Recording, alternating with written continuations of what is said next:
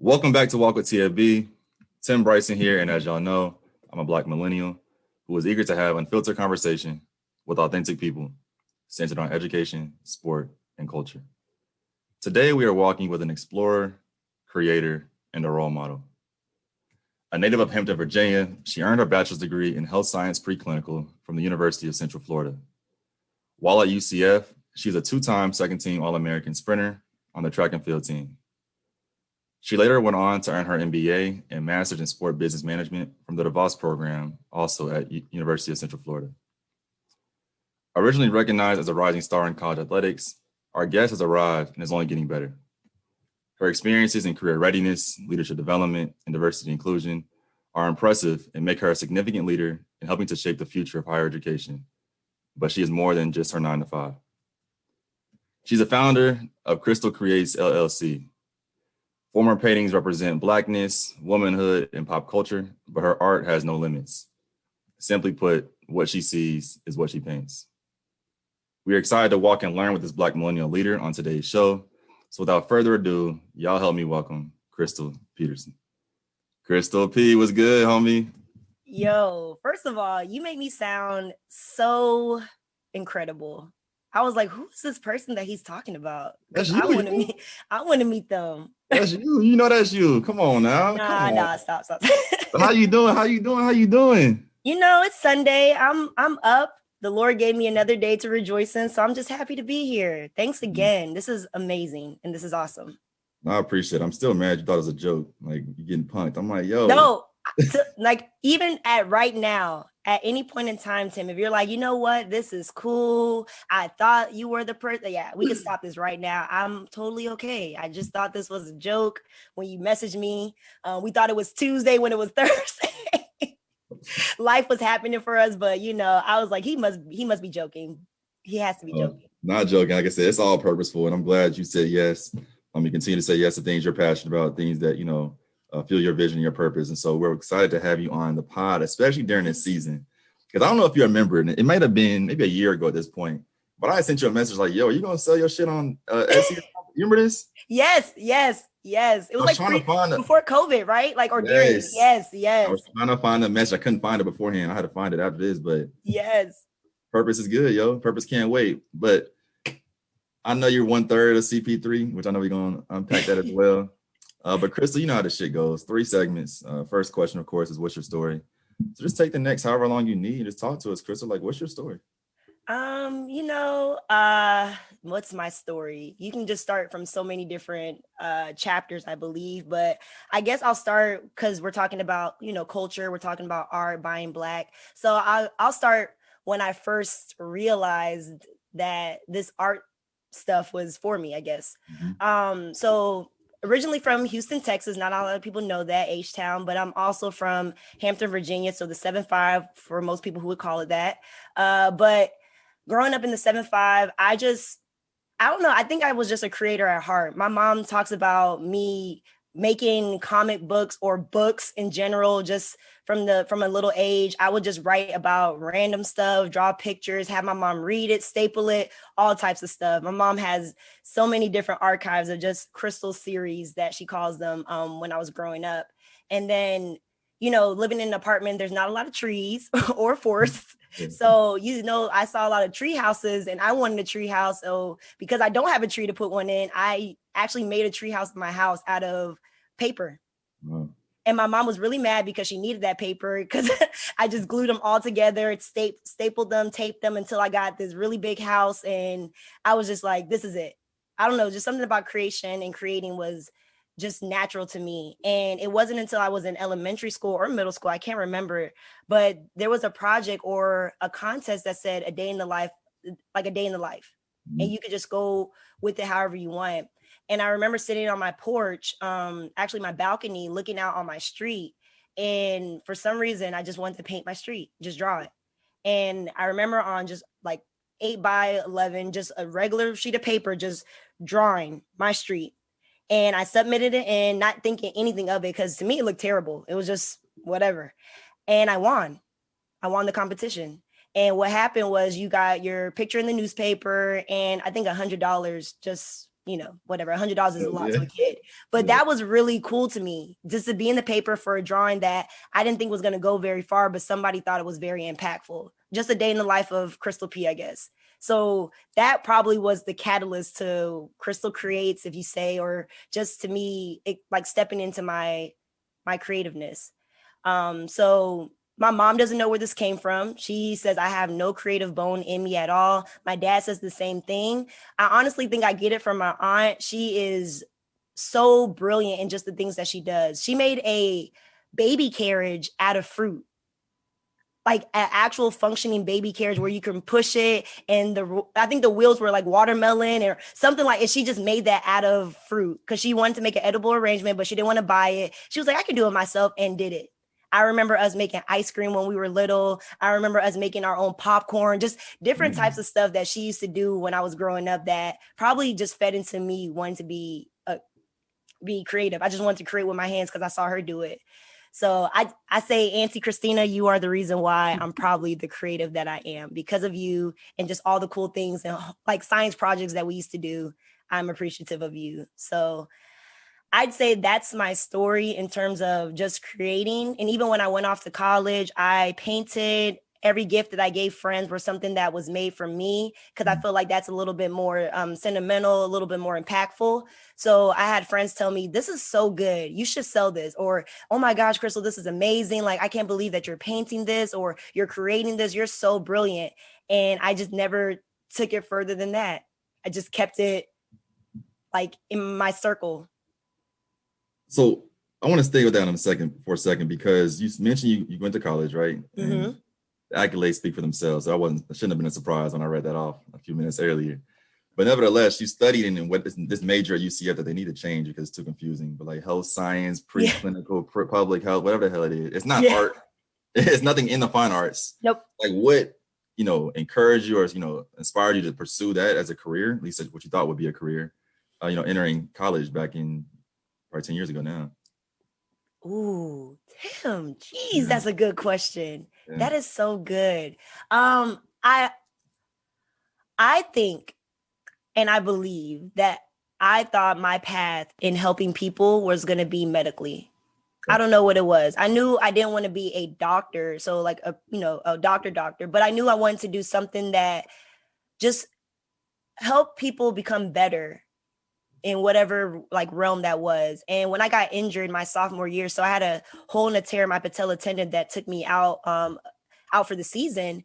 And working with my PT, so my physical therapist, Sheila, she was amazing. And I recovered so like quicker than I was supposed to because of our relationship, what she was doing for me. And just, she was just great at her craft. And so for me, I knew right then and there, like, I want to do that. I'm an athlete. Athletes get hurt. They feel like their identity is taken away. They feel like they can't move on. I want to be the one that like still gives light to them to say, hey, yeah, you had a snag in the road, but you know what? We're going to get through this and we're going to push through. And also just learning about the body and the many ways that one simple thing can just throw off your whole balance. That just fascinated me. And so I just assumed that my calling in life was just to help people in a medical sense. And it wasn't until being in our student athlete welfare and development office and connecting with different people. And I remember at a mock interview, or was it networking night, a woman on our campus, I think she was a dean of, I can't remember what college it was, but she said she wanted to be a dancer. So she was like, I actually spent my whole entire life wanting to be a dancer. I went to school to dance. I did this, I did that. And she said, one thing that you'll realize is that the major that you pursue in college is not what your life is going to end up being. And I looked at her like she was crazy. You're telling me I'm spending 4 to 5 years pursuing a degree and I'm not going to do that for the rest. So what's the point of coming to college, right? Why am I here? I just did not believe her. And now look at me. Like I didn't go to grad school for what I went to, what I pursued in undergrad. And even now, my second job, I guess, is creating, doing art, nothing with medical, nothing with, sports business management, unless I paint something sports related, but it has nothing to do with my degrees. But for some reason, I found a different lane or different like venture for myself. So talk to us more about that though, right? Because, anyone who were to look at your resume, or even looked at your LinkedIn profile, there was a gap, like a bridge between undergrad and DeVos, right? Worked at Boys and Girls Club. So like, you still knew you wanted to work in sports or student welfare development in undergrad, but then you talk to us more about what drove your decision to go to Tim. Goodness, Tim. All right. So that redshirt year, so like I told you, I got injured, and so I had to sit out a year. That redshirt year was I think that was a monumental year for me. Yeah. It really was. So I was still pursuing health science. Even after I graduated, I still believed that was what I was going to do. I actually tried to get into grad school at UCF. I think it was public health administration. So actually working on the office side or the administrative side of like working in the hospital. I really wanted to go to that. I would really want to get accepted into that program. Did all my prereq. I even met with the chair of the program. We had a great relationship. So I knew I was going to be a shoo-in. That's just how sure I was. And I got denied. And I was devastated because like on paper, I should have. Why am I not getting accepted? And the lady told me it was because I didn't have enough experience. And so I said, what do you mean by experience? She said, well, you don't have clinical hours. You don't have this. So how do we know that you're able to like, not survive, but how do we know that you're going to be able to do the curriculum, actually succeed and all that? Well, I'm an athlete. So I have practice, I have competition. I understand what you're saying, but I have another obligation that's actually paying my bills or paying my livelihood. So how do I do that? And I think a lot of student athletes probably, even now, the ones that we interact with, probably have that same question. How can I do both? I know that I'm supposed to get this experience, but coach controls my life. I don't know when I have practice. I don't know when we have treatment and stuff. And especially in COVID, we don't know what's going to happen if we're going to have a competition this week. So that really was a devastating blow to me. So that 5th year, I said, I'm going to do everything I can to get experience. I think I started shadowing a doctor, working at a free clinic. I started doing so much stuff because I wanted to get into grad school for the spring. That fall semester, man, I took a sports business management class with Buckstein. Shout out Buckstein, man. He is the GOAT. And everybody talked about how great his class was because he's just so knowledgeable. He used to be a lawyer. So he used to be, a lawyer and worked with a lot of just great prominent names. But he just has a mind that you just want to get into this world. So I took his class and I also took a hip hop class. I took other like little classes just to get by. And it was my sports business class that really just spoke to my soul. And so that class was in conjunction with the minor to DeVos. So DeVos does have a minor at UCF. And that class was the minor, I guess, class. And he was also a part of the DeVos program. So he was talking to me about DeVos and, hey, what do you think about this program? And that wasn't the first time I heard about DeVos because my directors at the time, Marcus and Corey, were graduates from DeVos. A lot of people who come from our Student Athlete Welfare and Development Office somehow have a tie to DeVos. Either they were a graduate or they just know Dr. Lapchick in some way or some form. And Dr. Lapchick has also spoke to us as student athletes. We used to have all guest speakers. So he used to come on our side and just talk about his story, hearing his story. If y'all haven't, this man is amazing. And he's been through just so many things just to make sure that sports has a voice at the table. So that's all. That fall semester, Buckstein trying to get me to apply. I didn't want to apply. It wasn't until the soccer coach at UCF not even convinced me. He actually like stalked me to go to DeVos. We met through SAC. So I was SAC president my senior year. And we used to do this thing called, we do a Swords Awards. And we used to make videos for Swords Awards. And during the time where mean tweets was a thing, I went around to all the coaches and our AD and like did mean tweets with them. Because I thought it would be funny. And why not bring some human side to our administrators? And he remembered me from that. Like never spoke to this coach after that or before then, just for that mean tweet segment. But he remembered that, really loved my personality and my energy. And he said, what are you going to do after college? And I said, oh, easy. I'm going to go to either PA school or some type of I don't know. I'm doing something medically. He said, no, you're not. What do you mean? No, I'm not. He was like, no, you're not. You are meant to be in DeVos. And I thought he was crazy because, again, DeVos is for the elite. I'm not there yet. But he said, no, you should be in DeVos. Pushed him off, brushed him off, said he was crazy. He came and found me in the cafe, even brought one of his student athletes to come and find me and was like, no, we're walking on that side and you're going to go talk to the chair of the program. And that's what we did. And the rest was history. Wow. So we're going to talk more about that because I think there's some parallels, Mm-hmm. not just in the skills you may have learned through undergrad and your grad program and how they influence, what you see and how you see it. But then too, just something I just put together, like though you're not currently working in public health science nor directly in sport business, you're still creating an experience for student athletes. So it's something I know you talk about a lot, not just in y'all's podcast, shout out to the Starter 5 podcast, but also other podcasts and articles that have been written about you, which is dope. But I want to transition as a segment too to first talk more about the business and try to see if we can tie more of these things together. So as you know, this season's focused on buying Black, right? Supporting Black-owned businesses, Black-owned, Black artists, Black entrepreneurs, etc. So before we get started, just talk to us more about what it means, from your perspective to buy Black. What it means for me to buy Black is reinvesting in the community. Okay. A lot of times you hear about other communities supporting each other and the generational wealth and all the things that come with it and how you're supposed to set up your children and your children's children for just great benefits in the future. And so when I think of buying Black, I think of that.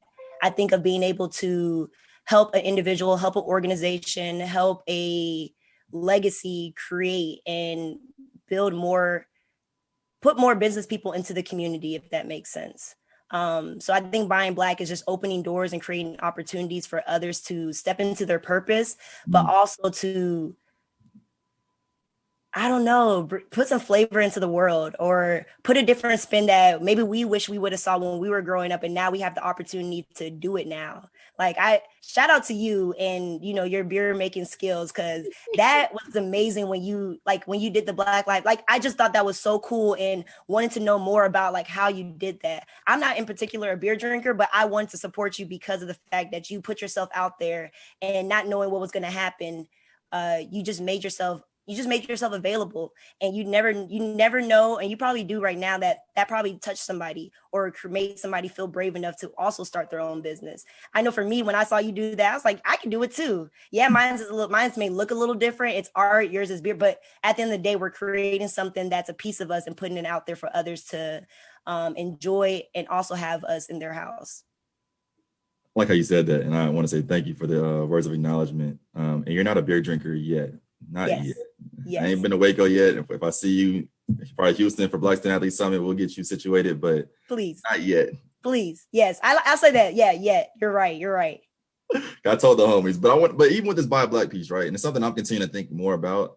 I guess both selfishly and personally, I love just learning from other people, which I think this podcast is a community platform for all of us to learn from and learn with. But last year, almost a year to the date, right? Just 2 months shy, everyone posted a damn Black square on Instagram, which if you listen to this podcast, I hated that shit. Yeah. And so now companies have these damn statements, Black Lives Matter, Black Lives Matter, Stop Asian Hate, all these statements. Again, we know is a lot of ways propaganda, or perceived to be propaganda. Yep. Yet to say support Black-owned businesses, so to say that we're buying from Black-owned businesses, I feel like there's still a gap there, right? Yep. So what's missing? Like, I guess to your mind, where's the disconnect? Because again, we'll say Black Lives Matter, but not support Black art. We'll say Black Lives Matter and not support, Black restaurants. But so for me, it's like, where are we falling short? And I say we as a country and collective, but like, where are we falling short? Where can we grow? Tim, that's a great question, and a question I think I asked myself a lot. And even when I was starting my business and creating art, I had to have a real conversation with myself, because you've heard of the phrase like a starving artist, or if you pursue art, you're not going to go far. Or if you try to do an art degree, like, what are you doing? You're going to be, eating your degree after a while, because you're not doing much with it. Yeah. And so I think I had to ask myself, what am I really doing this for? Am I doing it for fame, fortune, money, all this other stuff? Or am I doing it to tell a story, empower people, create more creatives? Because I think everybody's an artist, even though some people say they're not. What is my real purpose for what I'm trying to do with my business? And even when I took my entrepreneur class that was here, that was one of the biggest topics for our class. What is your purpose? Why should somebody buy your art out of all the millions of art that's out there? What makes your art so special, and what makes your story humbling or relatable to the average buyer? Who's your target audience? You got to ask yourself all these questions. And again, you may not even answer it in a month or 2 years from now. It takes time because, as you know, each generation is changing. But I think for me was, what is the real purpose behind what I'm doing? If I go a whole month without selling art, am I going to be sad or feel like my art isn't worthy and stop doing it? Or am I just going to keep creating and eventually somebody's going to see it? I'll take the latter. I love to create. It's a self-care for me. It's a way for me to express myself when I can't find words. So why stop something because of monetary value? Because there's a monetary value behind it. That's how I think J. Cole said it worse. Once I get if I get sick of it, I'm like, I don't want to do this no more. If all I'm doing is chasing the paper, then I don't want to do this no more. And I think that speaks true, because after a while, something that you care about becomes a nuisance to you. And now you feel like you have to create for the masses. And what my purpose was before, I'm over here creating characters that wasn't even in my sphere of, that wasn't my thing.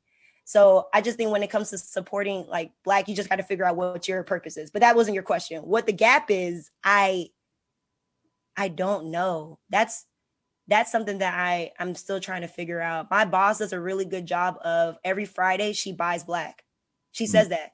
She was like, literally, I take a moment to find Black restaurants in the Waco community, or even Black organizations or Black businesses, and I try to go and support them. I do that every Friday. And I thought that was so cool and so unique and so disciplined and consistent. She's not saying every single day, she's saying Friday. And she may go to the same restaurant or she may go somewhere different. But at the end of the day, she was like, my money is getting pumped into the Black community. And I feel like I'm being connected with that business owner because they see my face regularly or consistently. They know that I'm here supporting them and trying to make sure that other people know about them. Because she'll tell other people, hey, have you been to Blasian Asian? Or have you been seeing Waffle Chick? Oh, you need to go get their X, Y, and Z. That place is amazing. And now you're bringing more people to their business, or your, word of mouth, all that stuff. So I don't know if I have the answer to that. And even as millennials now, like Tim, what gets you from browsing to purchasing? I think that's also a real good question. If you are on Instagram right now and you're scrolling through and the sponsor page comes up, or somebody we know is creating something and selling it, like what gets you from, oh, that's really cool, and I like that, to I'm going to buy this. I want this to be a part of my life. I want this to be a part of my space, all that. Yeah, that's a good question for sure. And like, for me, it comes down to like connection in relationship, both personal, really could be professional, but at the end of the day, like human. And so again, that's why one of the reasons why I wanted to start this platform is because storytelling gets to that human connection where we can relate across whether identities or along shared identities. I don't think we tell each other enough stories about why, about who, about what, about when. We get caught up in like these damn, but whether it's positions, we as a country, collective, position, titles, responsibilities, money, whatever. Like, what's your story? Like, what is your story? And I think for me personally, that's where I connect. So I like small businesses. Of course, I love Black-owned businesses.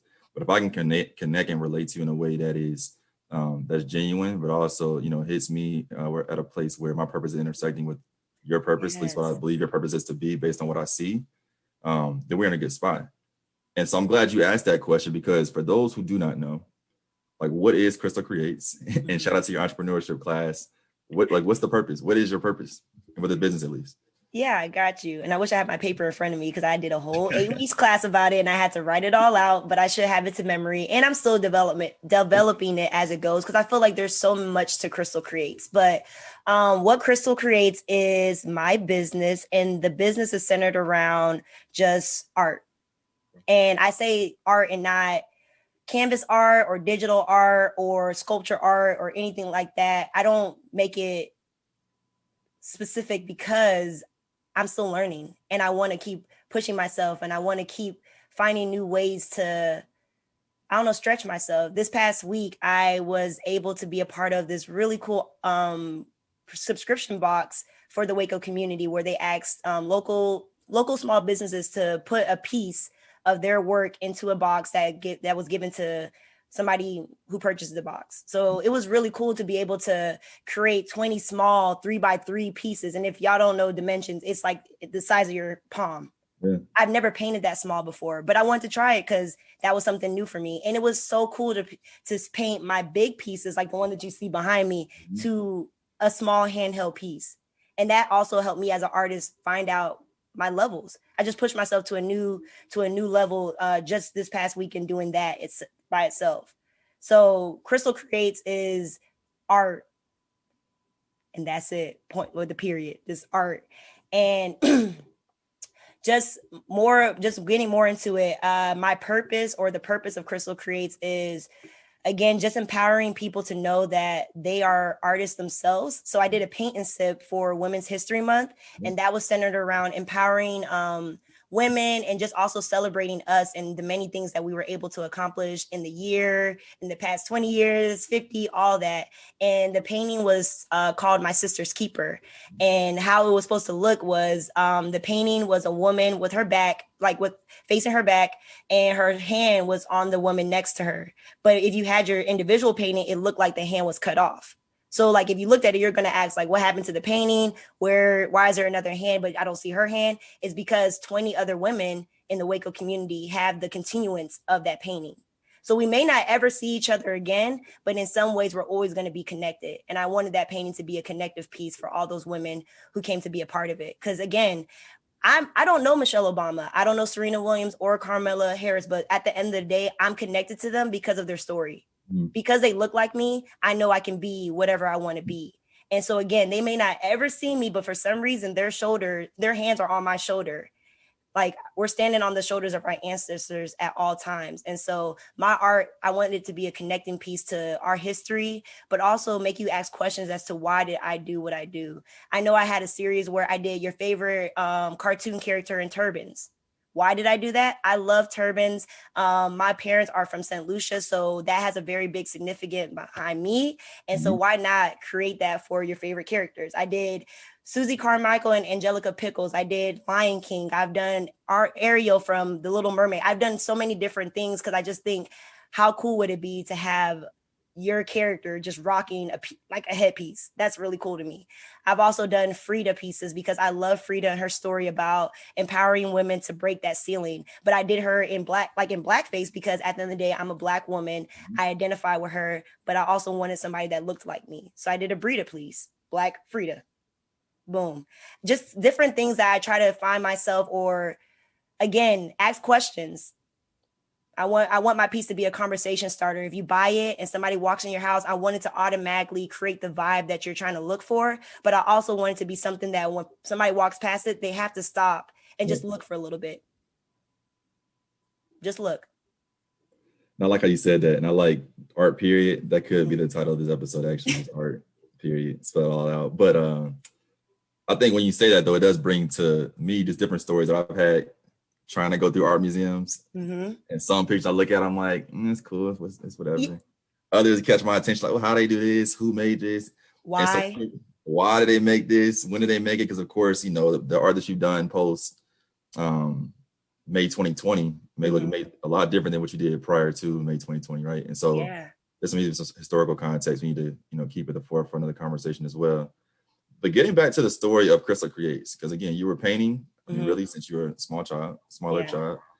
And at some point you were like, you know what, I can make money out this, either because people like myself are like, yo, you selling this shit, or people wanted to buy it. But like, at what point did you move from, you know, ideation to execution of your business, but also other platforms like your Instagram as well that hold your pieces to show? So folks like you, for sure, were probably the reason why I took ideation to execution, but also I want to say my best friend Ashley, for sure. I've had a lot of people, especially in college, tell me, you know, you should do this, you should do that, but she has been consistently on me about, yo, you need to really like take this to the next level. I usually send her pictures of like artwork that I'm working on, like, what do you think? Or, hey, just wanted to show you this to you. And the first thing she'll say is, so when we selling this? So when we like, this is cool. Like, thanks for sharing this. But so what we doing with this? Is it just gonna sit in your house and collect dust, or are you gonna put this out there for people to see? So after a while, I got tired of her asking me that. And I was like, you're right. I need to stop. But who's gonna buy it? Like, I don't even think I'm that good. So why would I put myself out there for somebody to criticize what I'm creating? You know, back to what Erykah Badu said, I'm an artist and I'm sensitive about my shit. Like, literally, that's me to the T. And so I was like, I don't want anybody saying, oh, why does she shadow it that way? Or why is that shaped that way? That's not even a heart. Like, what do you like? I didn't want that. But then it's my art. It's mine. And your interpretation of it may not be what my interpretation of it is, or what yours is, or what the next person. At the end of the day, like, your preference is your preference. Somebody's going to look at this and think this is the best thing they've ever seen, while somebody else might look at it and be like, I don't really tug at my heart like that. And that's okay. And I have to be okay with that. The same way you may go to a restaurant that everybody raves about, and then you go in there and be like, this shit like, what? This ain't nasty as a mug. I don't even know what you talk. So yeah, Whataburger. Yeah. Yeah, Whataburger. No, don't do that. Don't do that with the Texas toast. Don't do that. Whataburger. Go ahead. No, it's not. I run through a wall for some Whataburger. Don't you dare do that. Hey, I said what I said, yo. But go ahead. Let me not interrupt you. I apologize. Yeah, no, okay. I was about to ask, what's your food? What's your food of choice? McDonald's? Let me stop. Anyways, but I think during COVID, because the world stopped. Honestly, yes, we were still working, but you had a lot of time to just self-reflect. And I told you that painting is self-care for me. So I just painted a lot during COVID. And I was like really excited about some of the paintings that I was doing because of how, I guess, good it felt to me. And so I also like to do photography. I like to take pictures as well. And so I have a really cool setup in my bedroom, and something told me to take it a step further and just, I don't know, pose with my art. At the end of the day, like, I could just take a picture and say it's my art, or say it's not, just like a bedroom picture, and nobody will think much of it. But for some reason, I was like, I just really want to put this art in my room, create a vibe, or create a photo shoot or something that, signifies this or something, and just see what happens. Because I feel like all my artwork has to have some type of vibe to it or some type of message. And so I think the first thing I posted on my Instagram page to kind of go into Christal Creates was a piece of it was a girl sitting on a book, like a pile of books with, reading. And I think on the side of her was my first Frida piece. Like, literally was the first time I've ever created that Black Frida. And I posted it and walked away. I remember, like, posted it on my Instagram, walked away because I did not want to see what was going to happen. I think I came back an hour later, and the amount of love that I got off that picture alone, people DMing me, people mentioning me in their stories, everybody was literally saying, where can I find this piece and how much does it cost? And right then and there, I said, wow, I think this is something I can roll with. I didn't start my business right then and there. So just know I didn't go right off the deep end and say, yay, let's do it. Let's go. No, it still took some time. I was still a little timid. I was like, first of all, I think I'm a nice person. You can tell me if I'm wrong, Tim. And I think I'm likable. So I just feel like people just like the message because it's me, and they didn't want to hurt my feelings. But then I posted another one. And this one was more targeted towards a Black owned shirt business that I follow and love, Legendary Roots. So, hey, y'all, go ahead and like follow them and get their gear. But I got a shirt that said Dope Black Woman. And I think my piece was around just women empowerment, Black women in general. And that was a perfect just alignment. I took that picture, posed everything. They retweeted it. They were like, oh my gosh, this is amazing. A woman reached out to me saying, hey, how much is that whole entire piece behind you? I'll buy it right now, and bought it. And that's when I said, okay, and she was like, where's your Etsy page so I can send it to somebody? And I said, that's when I need to, okay, Christal, you're playing right now. You're playing. And what was that? Like, what month, year? I want to say it was literally last year, probably April or May, because I remember it. I like remember it vividly because she lives in Houston, actually. And wow. I got to drive it down to her. Wow. Yeah. And she was like, I want that entire piece. Like, for my office, everything. Like, I want that. I already know where I'm going to put it.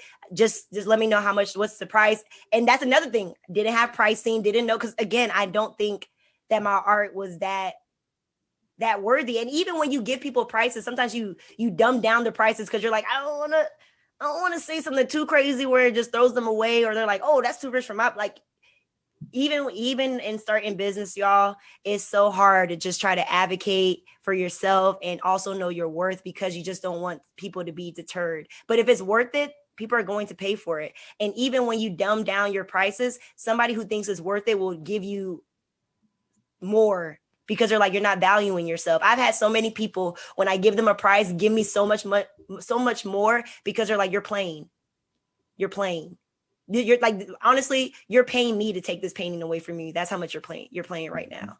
Mm-hmm. So I love people who encourage me to do that.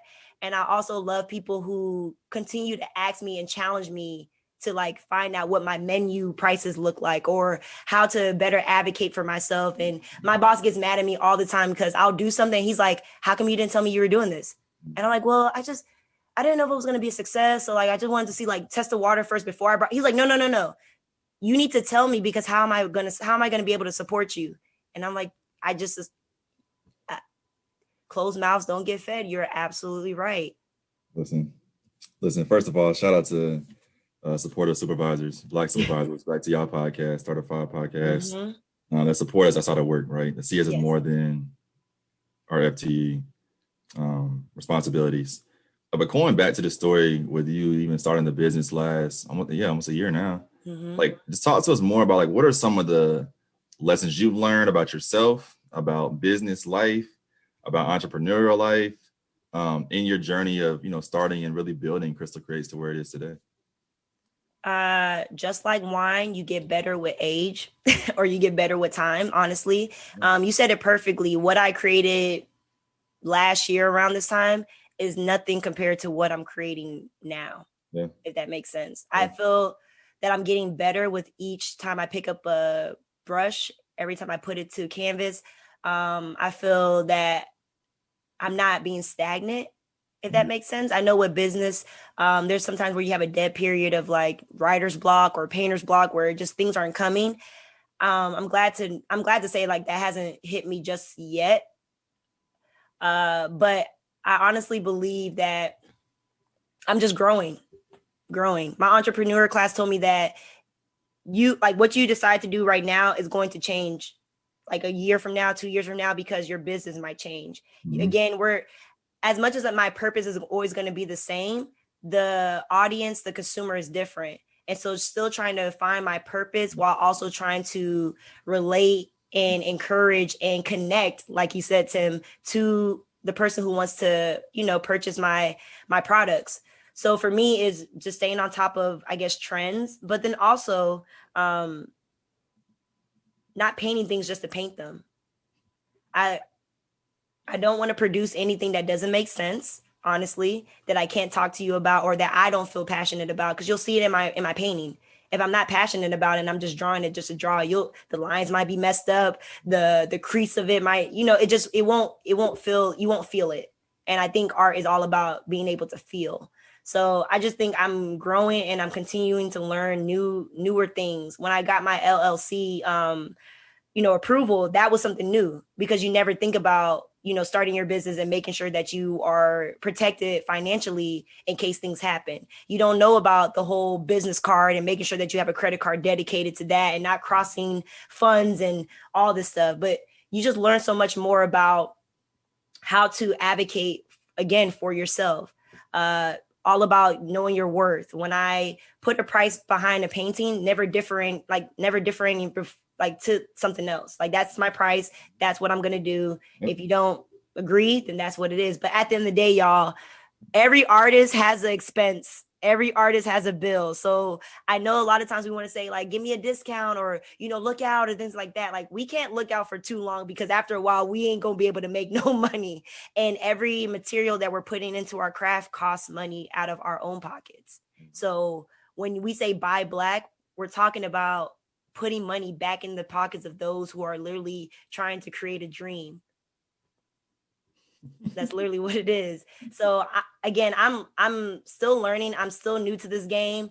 I'm glad that Waco has this class that I was able to be a part of, be able to learn with some great individuals who are also creators in the Waco community. But I think just the biggest thing is just knowing your worth and being consistent with it. Yeah. Tim, you probably can attest to it with this podcast. Like, you have to be on top of it. It's not going to run itself. You're your own person. You're your own like boss, employer, employee, marketer, you're all of it in one. And anytime that you have like at least an hour of your day or 30 minutes, like try to use it to think about how you can push your business further.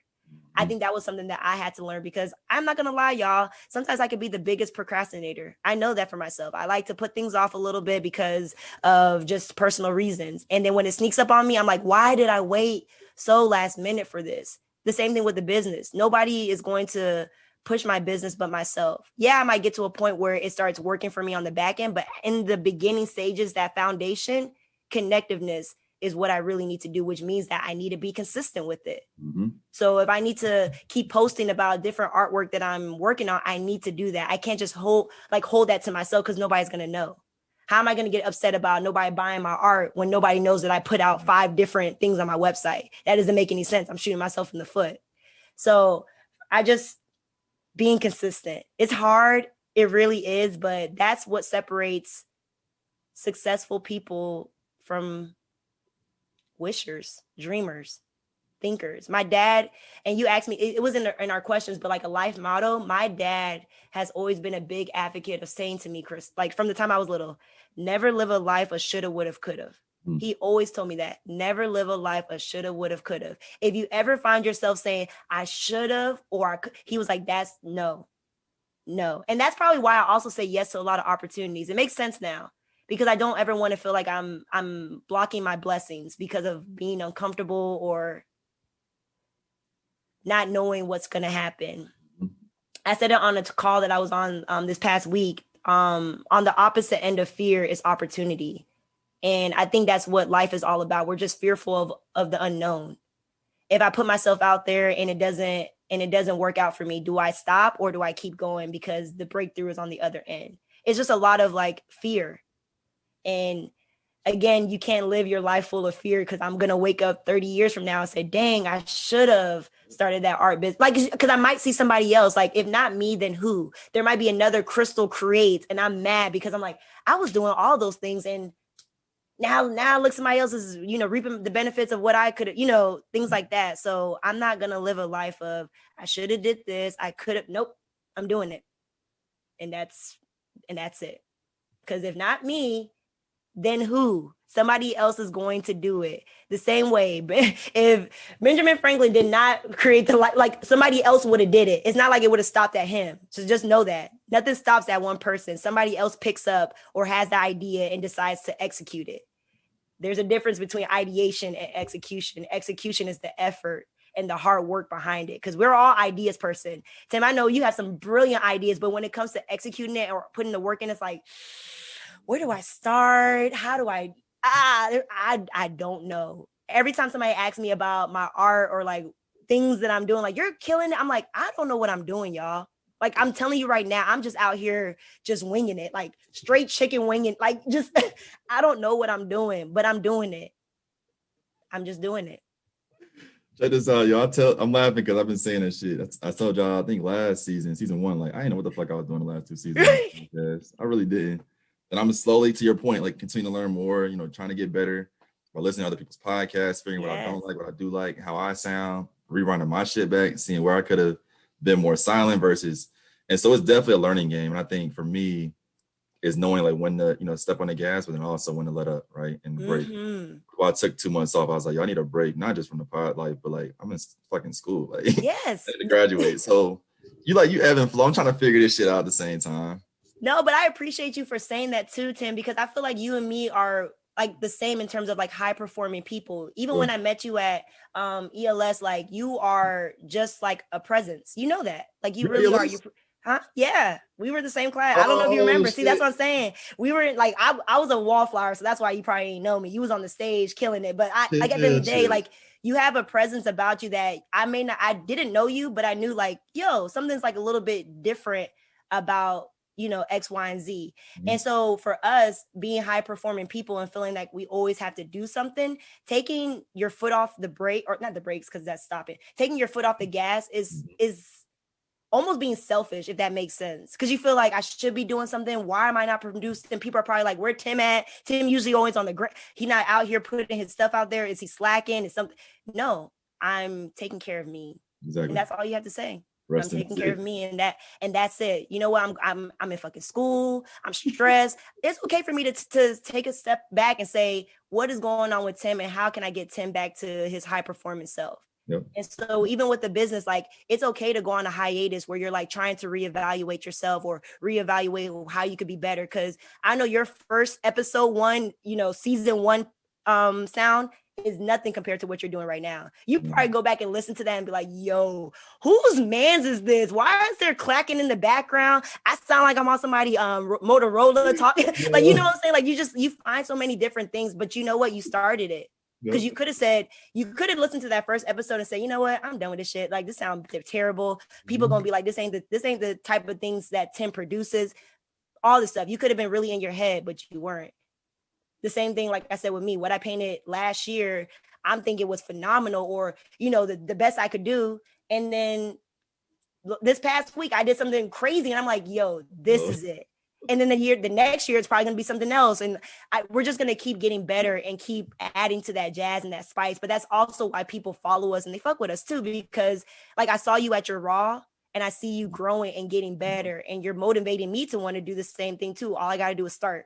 It might look a little ugly, might look a little shaky in the beginning, but if I keep on this path and keep like pushing at it, there's going to be benefits from it.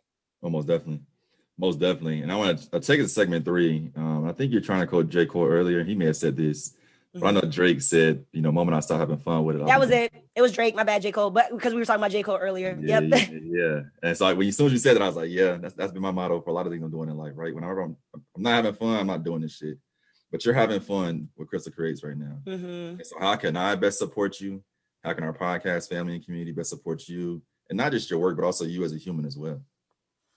Man, that's such a hard question. I get asked that a lot. How can I best support you? How can other people best support you in your endeavors, personally, I just think, because I think the right political question, like the right way to answer this would probably be like, buy my stuff. Just buy my shit. Just buy it. But that's not what I want. I don't want, you know how when you were little, and I don't know if you did this, but like the macaroni art, and you create it for your parents, and you're like, you give it to your mom or your dad or whoever's your caregiver, and they're like, oh my gosh, this is the best thing I've ever seen. I'm gonna put it on the fridge, and I want everybody to see it. And then you get older and you're like, why were you putting that macaroni out? It didn't even look, it was falling off the thing. Like, this is not good. But it's because it was you that they supported you and they wanted you to feel like you were valued. For me, like, I don't want anybody to use my art or feel like they have to buy my art as like the macaroni on the fridge. You're my friend, I'm trying to support. Like, that's great. I love that, because at the end of the day, that's what you want. But I also want, if you didn't know me, is it something that you would seriously want to buy and have be a part of your space? Like, I ask my friends this all the time when they're like, this is amazing, or the fire emoji, or heart this. I'm like, no. If you didn't know me from a can of paint, I'm just this random girl that popped up on your timeline, would you still have that same feelings, connection, hype, all that stuff? Or would you just be like, and just keep scrolling? That's what I want. How you can best support me is obviously buy my art, but then be supportive and be real. Like, give feedback. I love feedback. On my Instagram page, it says, what I see, I paint. I also say, like, whatever you want, I will make for you. So at any point in time, if you want something that is not on my page and just a random thought, let me know. And I want to be able to put your thought on paper or put your thought on canvas or something like that. And so how you can best support me is giving honest feedback. Because I just don't want to say buy my art. Don't buy it unless you feel compelled to, but just be honest. I don't know. It's so hard, Tim, to answer that question, because I don't want to say that, because that's not me. I feel like you should know that by now. I'm not a monetary or transactional person. Like, if I can just give my art for free, but still have a living, I would do it. But you can't, because at the end of the day, you got to eat. But that's how, at least I know, again, you don't have to say it, at least that's how I know that you walking in your purpose, right? Like, you having fun, you at peace with what you're doing, and not basing your worth based on who and what buys what, right? Yeah. But before I say my next piece, it's probably rhetorical. I know it's a rhetorical question, but do you ship outside of Waco in Texas? Oh yeah, sure do. So, all right, that's in stop. So I'll say it for you. Buy Black, buy Christal shit. She ships, and I would make sure that her link to her Etsy page is in the podcast description as well as our Instagram, and YouTube bio. Yeah, I'll say it. Buy her shit. Get to know Christal, give her feedback too, but buy her shit first, for sure. But as we close, Christal, man, like anything else you want to share, whether about entrepreneurial life, personal life, professional life. You mentioned one of your mottos earlier, but anything you want to share with the people before we close out on this phenomenal episode? One piece of advice, I would say that anybody looking or thinking about starting their own business or just wanting to be their own boss, do it. We're all the CEOs of our own lives. So why not just take that leap of faith? If it was placed on your heart to do, just do it. It was placed there for a reason. You may be answering the question or filling the void of something that is needed in your community. I know here at Waco, they're trying to create an art like side. They really are. And so for me, doing what I'm doing, I'm helping feed the community. We have a history. We do. If you look up Waco in terms of just like social injustice and all that stuff, we definitely have a history. And so me being a Black artist, showcasing my Blackness, that also helps other people walk into it who look like me and don't look like me. When somebody buys a piece that doesn't look like them, I love it because obviously they're right then. They're wanting to know. They're wanting to ask questions. They're wanting to understand why I painted what I painted. Or even when somebody sees something like, yo, this looks like me, you're filling a void and you're helping people connect and understand. So if you want to start a business, go ahead and do it. It's pretty fun. You learn a lot about yourself in the process. You really do. You either love yourself or you hate yourself. You're like, you're the worst worker, bruh. I don't even want to pay you right now. It'd be you. Or why isn't this done? Oh, because I was supposed to do it. Can't blame nobody else but myself. So, hey, do it. Put your foot on that gas and just go. Just go. Hey, Christal, I got to say again, thank you for joining us today. Everything you shared, I know those who tap into this episode will love everything you share, but also become more familiar with who you are, right? And to your point about giving feedback and understanding your story and shit like that, that'll then prompt them if I didn't already prompt them to buy your shit, but to buy Black and to support ChristalCreatess, because again, it's a business that is yours, something that you started and created, continue to cultivate. But before I forget, earlier, for those who aren't watching via video, you put the air quotes, I have my little business. Like, you're a business owner, bro. Like that's your shit. Own that. You're right. You see me over here contradicting myself. You're right. I'm a business owner, y'all. I didn't know. I was like, let me come back to this later, but I just came back to it. But I want to say thank you again. Nah, thanks. This is dope. Course, but for everyone else, y'all, thank you for tuning in to episode 2 of season 3. Wow, of the Buy Black season.